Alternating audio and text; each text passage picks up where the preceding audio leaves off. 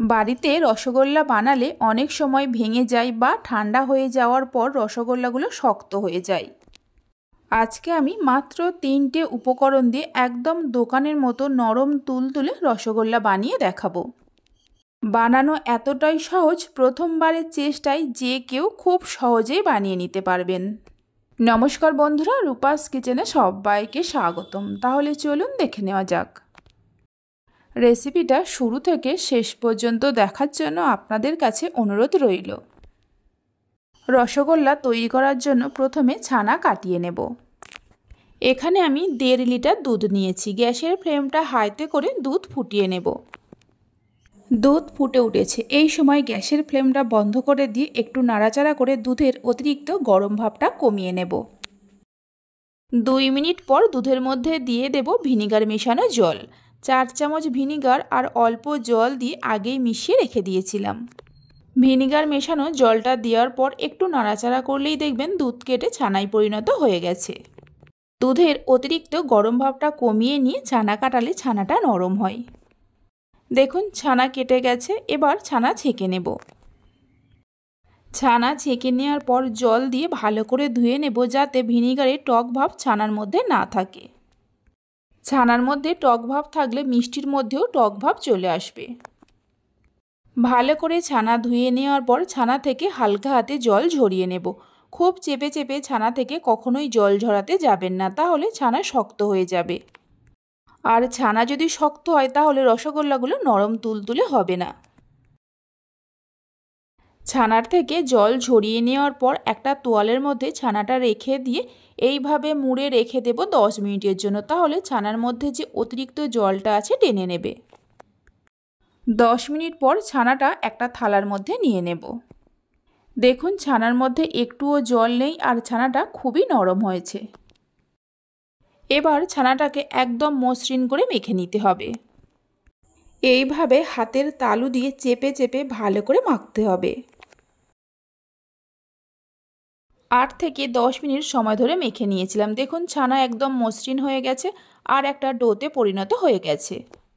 এই সময় ছানার মধ্যে দিয়ে দেব 1 চামচ অ্যারারুট। অ্যারারুটের পরিবর্তে কর্নফ্লাওয়ার বা 1 চামচ ময়দা দিতে পারেন। অ্যারারুটটা দেওয়ার পর ছানার সঙ্গে খুব ভালো করে মিশিয়ে নেব। 1.5 লিটার দুধের ছানার জন্য 1 চামচ অ্যারারুট দিয়েছি। যদি ছানার পরিমাণটা কম বেশি করেন তাহলে অ্যারারুটের পরিমাণটাও কম বেশি করে দিতে হবে। ছানা খুব ভালো করে মেখে নেওয়া হয়ে গেছে। এবার ছানার থেকে লেচি কেটে নেব। এখানে আমি মিডিয়াম সাইজের লেচি কেটে নিয়েছি। আপনারা রসগোল্লাগুলো যেমন সাইজের বানাবেন সেই মতো লেচি কেটে নেবেন।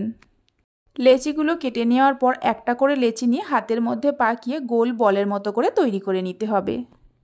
খেয়াল রাখতে হবে এই বলের গায়ে কোনো রকম ফাটা ফাটা দাগ না থাকে। এইভাবে সবগুলো ছানার বলকে তৈরি করে নেব। সবগুলো ছানার বল তৈরি করে নেওয়ার পর একটা ভিজে কাপড় নিয়ে ঢাকা দিয়ে রেখে চিনির রস বা শিরাটা তৈরি করে নেব। একটা পাত্রের মধ্যে নিয়ে নেব 1 বাটি চিনি।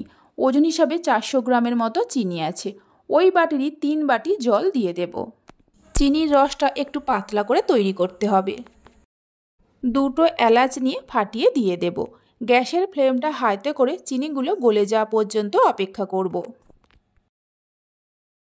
চিনি গলে যাওয়ার পর এই ফুটন্ত রসের মধ্যে একটা একটা করে ছানার বল দিয়ে দেব।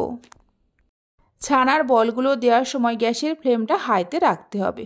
সমস্ত ছানার বলগুলো দেওয়ার পর গ্যাসের ফ্লেমটা হাইতে রেখে ঢাকা দিয়ে 8 থেকে 10 মিনিট রান্না করে নেব। 10 মিনিট পরে দেখুন ছানার বলগুলো সাইজে কতটা বড় হয়ে গেছে।